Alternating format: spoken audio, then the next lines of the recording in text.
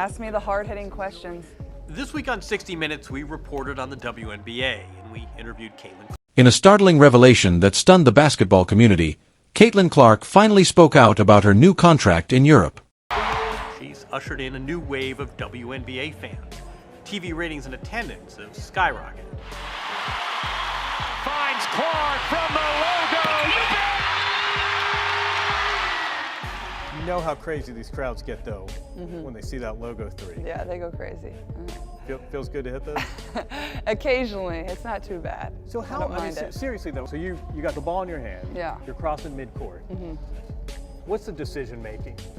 Pass, pull up, how does that work? The WNBA's Rookie of the Year announced her choice for the upcoming season on Instagram after days of swirling rumors and intense speculation, leaving fans and sports analysts eagerly awaiting her big reveal.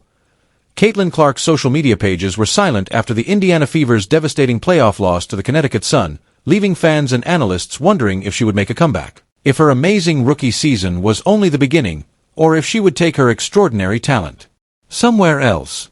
And then after that, usually somebody picks me up, but if not, you just gotta launch it and hope for the best, you know? Hope it goes in, let it fly. That's what people love. So you gotta give them what they want. Clark broke down the mechanics and biomechanics behind that signature shot. There we go. Okay. It's the same motion basically, right? But you're just using more legs? Yeah, I mean, I'm like people probably wouldn't consider me very big to play in the WNBA. Like I'm not quite 6 foot, like not the strongest. So I think just, having good balance is definitely the most important thing. I think a lot of really good shooters would probably tell you the same thing. But yeah, using your legs, like it can't be all upper body, it's gotta be your legs, so. A few days ago, the Indiana Fever star broke her silence by reflecting on her first season in an emotional Instagram post. The WNBA was rocked by her heartfelt remarks. The mystery grew every day. Clark, last night, finished up one of the most remarkable years of basketball playing in quite some time.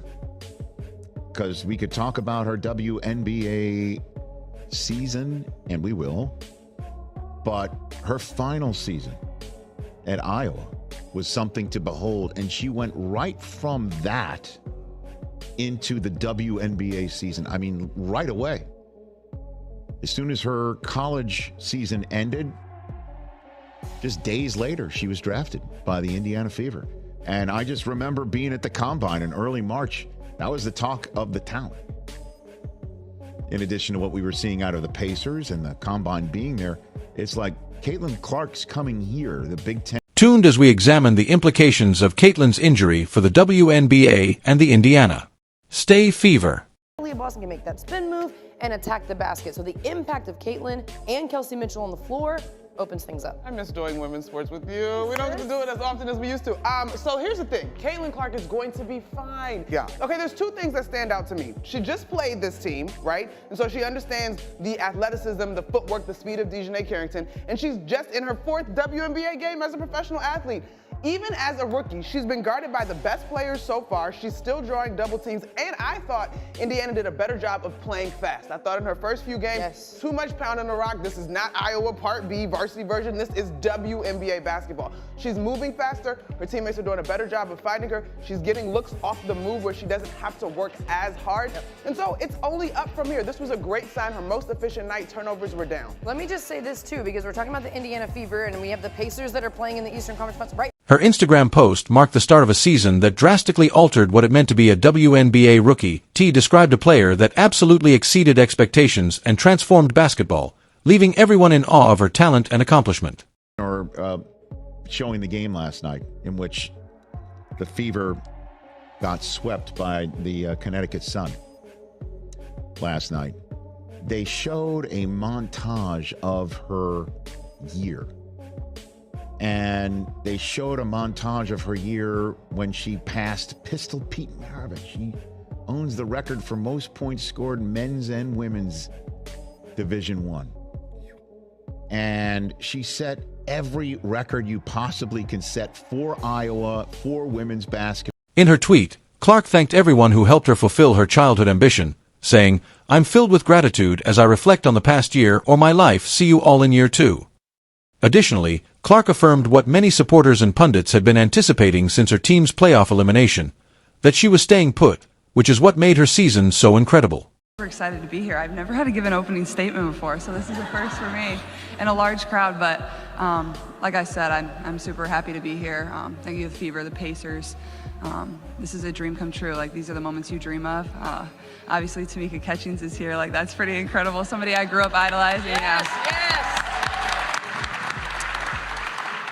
But like I said, after I got drafted, like, I can't think of a better place for myself to start my career. A place that loves basketball, supports women's basketball, and an organization that really does things the right way, has championship pedigree. So I'm just very thankful that they have a belief in me. And obviously my parents are here today. My two brothers aren't here. My little brother had to go back to school. He actually missed his flight out of New York City after the draft. So I think he did it on purpose, but thankful for them, and, you know, couldn't be happier to be here. So thank all of you for coming, and I can't wait to get started. Caitlin Clark shattered an astounding 62 records in her rookie campaign, proving her legendary impact on the sport and establishing her status as a basketball powerhouse. She completely altered the game, but it wasn't just about breaking records. Caitlin, Greg Doyle, Indy Star. Real quick, let me do this. You like that? I like that you're here. I like that you're here. I do that at my family after every game, so. Okay, well, let's start doing it to me and we'll get along just fine. So, question is, you didn't have to turn pro. I kind of thought you would no matter what, but how much did Indiana have the number one overall pick? Because of the things you've said and the driving distance to Iowa, just everything. I'm just wondering what role that might have played. Yeah, it definitely played a huge role, and I actually played at the exact same time as the draft lottery on the night it happened. I'm not sure exactly who we were playing, but I was hoping that Indiana got the first pick. It would have made my life a lot better. So when I saw that, I was pretty excited. And, you know, obviously that's not every single reason of, you know, why I wanted to. Let's look at the number she shared, which left analysts and statisticians scrambling to describe it. The Indiana Fever guard scored 19 points a game on average. She not only had incredible stats for a rookie, 8.4 assists, 6 rebounds, and 1.3 steals per game, but her 337 assists also broke the previous record for the most in a single season, proving that she can make the players around her better. But there's more. Caitlin Clark's exceptional vision and playmaking abilities were further demonstrated when she finished a single game with 19 assists. Additionally, she became the first rookie to ever register 2 triple-doubles. To put it succinctly, Caitlin Clark turned the league into her own playground. Her impact went beyond the numbers. The struggling Indiana Fever team welcomed Clark. Caitlin. Rookie of the Year odds have become so high that there is currently only one sports book that will even allow you to vote on Rookie of the Year. MGM Bet is currently the only platform that you can vote on Rookie of the Year, and they have Caitlin Clark's odds at negative 10,000. And to put the icing on the cake, just last night, Caitlin Clark made her 86th three-point field goal of the season, which set a new record for three-pointers made by a rookie in WNBA history. The previous record was set by Ryan Howard in 2022. Under her leadership, the team achieved a 20-20 league record, its first 20-win campaign since 2015, and, more importantly, the Fever advanced to the postseason for the first time in 8 years. Fever supporters now have fresh hope thanks to Caitlin Clark. The record for threes in a season is currently held by Sabrina, and that number is 128 threes. So with the Fever having 9 more regular season games left, and I'm not sure if this is just like a regular season record or includes playoffs, but Caitlin Clark would have to average a little over 4 three-pointers in a game in order to break this record. It's doable, and especially if their team goes into the playoffs. But not only with this three-point record, with her assist record, with her triple-double record, and just the impact that Caitlin Clark has had on the WNBA and on the Fever team this season, there has still been some debate on who will become Rookie of the Year. We talked about Angel Reese a couple videos ago and how she is holding her own on the rebounding side, and she is shattering records, both WNBA and NBA records, with the amount of rebounds that she grabs per game. But if you look at these two players in their totality, it really is a no-brainer as who deserves Rookie of the Year this season. In addition to helping the Indiana Fever win games, her engaging on-court demeanor won over fans, boosting attendance and merchandise sales. All of a sudden, the squad was a must-watch on TV. 24, 10, and 10, her second career triple-double. What stood out to you about the way she got this triple-double in your eyes?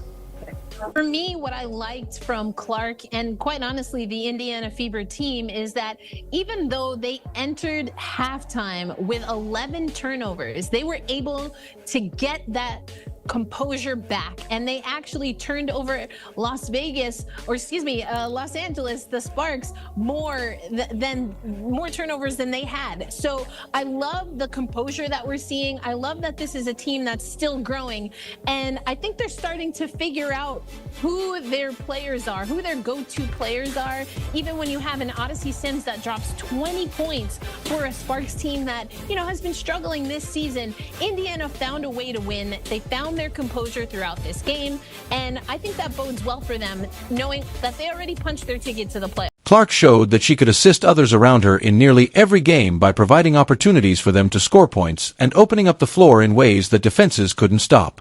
That was listening to the broadcast, you heard that this backcourt has been the hottest thing in the WNBA since the Olympic break. And I do think that time together with this crew, that trio, as you mentioned, has been critical. We heard so many veterans, retired players, active players say that Caitlin Clark and likely the Indiana Fever were gonna need time. It wasn't gonna be instantaneous like your, instant coffee that you drink in the morning. No, we want this to be a nice Cuban coffee with a nice punch in there. And I think that's what we're seeing. It's not that this is not a talented team. You've got two back-to-back number one. She was almost universally selected as the WNBA Rookie of the Year, and the awards came in as fast as the records were broken. Angel Reese's domination on the court for the Indiana Fever is further demonstrated by the fact that she garnered the most votes of any player during the All-Star game. She was almost universally selected as the WNBA Rookie of the Year, and the awards came in as fast as the records were broken. Angel Reese's domination on the court for the Indiana Fever is further demonstrated by the fact that she garnered the most votes of any player during the All-Star game. Caitlin Clark is possessed. I was like, yeah, that sounds about right. At times, she was unconscious. For me, watching that game, it's one of those games where you can't even be mad. Like, you can't even be mad at Caitlin Clark. You can't hate on her. You can't say anything negative about the way she performed. There's not one thing you could take away from that and be like, oh, she was this, or oh, she didn't do that. She checked every single box. That's why Kim Mulkey hugged her so aggressively at the end of the game, because it's like, dang, you did great. I can't stand it, but I love you for it. Like, Kim Mulkey even gave her an aggressive hug when the game is over. That's how you know it was real. You know how you dap somebody up just aggressively because you're like, yeah, that was great. I can't stand you for it, but I can't say anything bad about it. She was poised. She was under control. She manipulated the defense left and right. She got to her. It was another proof that she could enthrall onlookers while defending herself against the league's most formidable talents. I think the thing is that what LSU got themselves into trouble is they let Caitlin Clark get to her spots early. You know she likes to drive the ball to the left, and when she drives to the left, she's looking to pull up. I don't know, Andrea, look, you follow the women's game. Why on earth would Kim Mulkey instruct her guys to go under the screen and not fight over the top? I'm not giving Caitlin Clark that kind of space. What she did was confirm what we already knew. There's a reason why she's the all-time leading scorer. There's a reason why she's top 3 in the... Her achievements were made even more impressive by her capacity to manage pressure after joining the league right out of college with a lot of hype. She exceeded expectations rather than merely meeting them. The race for Rookie of the Year is over.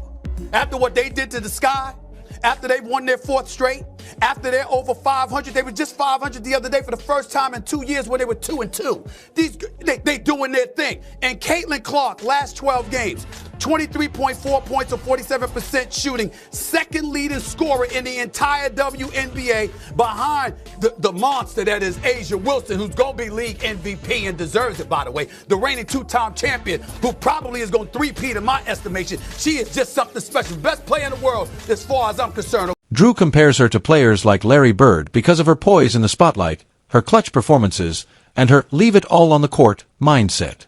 The most significant aspect of Caitlin Clark's season was perhaps how it changed the perception of what is possible for a rookie in the WNBA. She joined the likes of Stephen Curry and the great Kobe Bryant by not just raising the bar but also sending it high. Players shouldn't be thankful to Michael Jordan because guess what? There were great players that were in the sport before they ever arrived, who did everything they could to make the NBA what it was. But it was when those brothers arrived that it took on an extra dimension and elevated to another level. I'm just looking at some of the numbers here. When we talk about league attendance, the Indiana Fever, all right, with Caitlin Clark, led the league in attendance both home and on the road. Fever averaged 17,035 at home, 15,000 on the road. Attendance for the entire league up nearly 50% this year, according to data from across the timeline. And Indiana leads all teams with an average attendance of, like I said, of 17,035. Merchandise sales are up 450%. I'm gonna repeat that. Merchandise sales are up 450% for the WNBA, according to Fanatics. So take those things into consideration. Yes, we're looking at the unanimous choice for AP Rookie of the Year, a first-team All WNBA, okay? Fourth in the league in MVP voting, and we see all of these things. Certainly, she's going to be a great player. Have fun. Her record-breaking had captivated fans, but it also sparked intense scrutiny and shocking controversy. I appreciate you watching my real video news. Instead of being Clark's rewarding moment, the playoffs turned into the epicenter of a divisive maelstrom that would engulf the basketball league. Kennedy Carter. This one has received more headlines and attention than maybe any other play in the entire league this year. Okay. All right. There's been plenty of dissecting about their relationship. Certainly, we talked about it in this show that Kennedy Carter has in the past. What a great year for her, by the way. Probably could get comeback player of the year. That she has in the past made some questionable decisions when it comes to keeping her cool. In fact, I'm pretty sure she leads the league in flagrants, or she did at some point. In fact, she's got 4 flagrant fouls this year alone. She's a bit of a chippy player. Okay. I think we can all agree this was not a basketball play. Caitlin Clark said so herself. That wasn't a basketball play. Looked like a lot of frustration. Looked a bit retaliatory based on a play that had happened earlier where Kennedy felt like Caitlin was hit her and fouled her hard as well. We've already agreed that that one was not a basketball. Have fun. Her record-breaking had captivated fans, but it also sparked intense scrutiny and shocking controversy. I appreciate you watching my real video news. Instead of being Clark's rewarding moment, the playoffs turned into the epicenter of a divisive maelstrom that would engulf the basketball league.